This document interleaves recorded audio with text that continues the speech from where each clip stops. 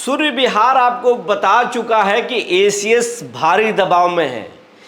ACS पर दबाव बन चुका है। नीतीश कुमार जो है बोल चुके हैं कि मुझे कुछ नहीं, रिजल्ट चाहिए, ट्रांसफर पोस्टिंग समय पर कीजिए, चुनाव में जाना है हमें। हमने आपको बताया था एक दिन पहले ही, कल ही हम आपको बताए थे कि शिक्षा विभाग में बड़े फेरबदल होने वाले हैं। अंदर में खिचड़ी पक रहा है, हलचल तेज है एसीएस ऑफिस में, और आज हुआ भी है। संकेत भी इसके मिलने लगे।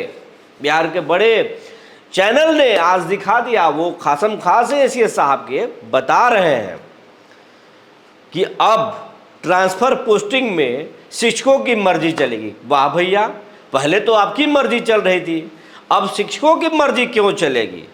क्या दबाव में आ गए आप? सुनना पड़ रहा है।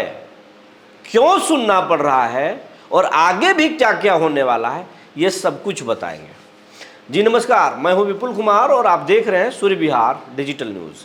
अब हम बिहार के तमाम शिक्षक साथियों से ये अपील करना चाहते हैं कि ये आपका ही ताकत का नतीजा है कि अब आपकी बात सरकार सुन रही है, एसीएस सुन रहे हैं और सरकार में हलचल मच रहा है। ये आपका ही ताकत का नतीजा है।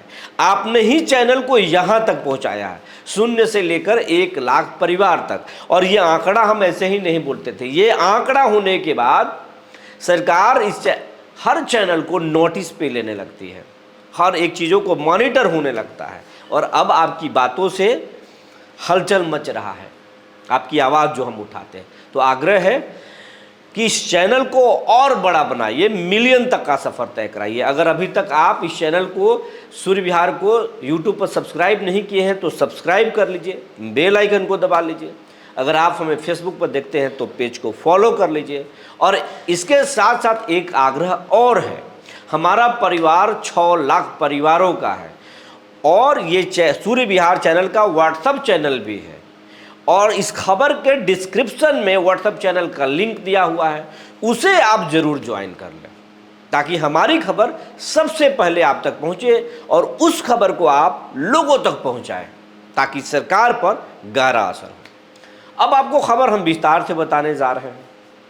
याद कीजिए, 1,90,000 शिक्षकों ने आवेदन किया। आवेदन करने से पहले तबादला नीति लाए गए थे। शिक्षकों ने चैलेंज किया, चैलेंज करना भी चाहिए था, सरकार ने रद्द किया। तो शिक्षकों के हिमायती बन के एसीएस साहब आ गए, एस सिद्धार्थ साहब बोले शिक्षकों पर पहरेदारी नहीं लगाना है साहब, हम तो शिक्षकों को राहत देने वाले हैं, राहत चाहते हैं शिक्षकों, हम पढ़ाई चाहते हैं, क्वालिटी एजुकेशन चाहते हैं, हम पहरा लगाना नहीं चाहते, हम पुलिसिंग नहीं करना चाहते हैं। शिक्षकों को भरोसा हो गया कि ये तो सीधे स्वर्ग से उतरकर ज़मीन पर भगवान आ गए, बात भी कर ली। हालांकि कुछ चीज़ें हैं एसीएस साहब के जिसको हम भी सैल्यूट करते हैं, बदलाव तो हुए हैं, इसमें शक नहीं है, लेकिन जो कुछ हो रहा था ट्रांसफ़र पोस्टिंग में उससे हम सहज नहीं थे। आवेदन हो गया, आवेदन के बाद महीनों गुजर गए, नवंबर से दिसंबर, दिसंबर से जनवरी, जनवरी से फरवरी, अप्रैल, मार्च, मई भी ख़त्म हो गया।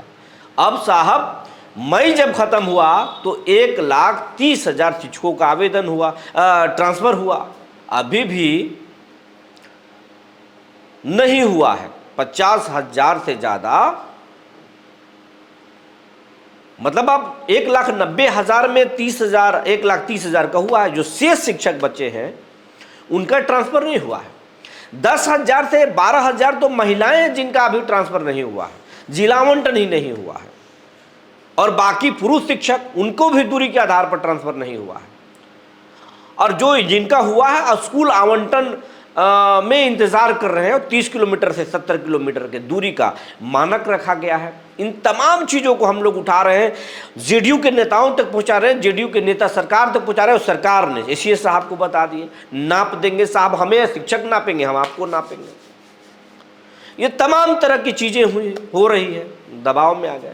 और एसीएस साहब भी चाहते हैं, हम समझ रहे हैं सरकार का दबाव नहीं है जैसा कि वो बोल रहे हैं, सरकार का कोई दबाव नहीं। एसीएस साहब के अंदर आत्मा जगा है और वो चाहते हैं कि हम अब शिक्षकों को राहत दे। तो अब एक नया फेरबदल, हम जो बताए थे कि फेरबदल होने वाला है, बड़े फेरबदल के संकेत है, चाहे वो जो भी हो, दबाव है या खुद अंदर आत्मा की आवाज़ है, इस पर कोई कटाक्ष नहीं। आप भी समझ रहे, एसीएस आप भी समझ रहे, हम भी समझ रहे हैं। तो अब कह रहे हैं कि जो अपने ट्रांसफर से संतुष्ट नहीं है और वो रद्द कराने के लिए चक्कर लगा रहे हैं दफ्तरों को, मत लगाइए। अब ई शिक्षा कोष पे ही एक ऑप्शन आएगा, बोल दीजिएगा, आपका ट्रांसफर रद्द हो जाएगा। इसके साथ साथ और सुविधा दे रहे हैं, वो कह रहे हैं कि अगर आप आवेदन भी करना चाहते हैं तो आप वहाँ कर दीजिएगा, हम ले लेंगे। और अस्थाई समिति, वो ट्रांसफर पोस्टिंग के लिए एक समिति डीएम के अध्यक्षता में बनी ही है, वहाँ भी कर सकते हैं।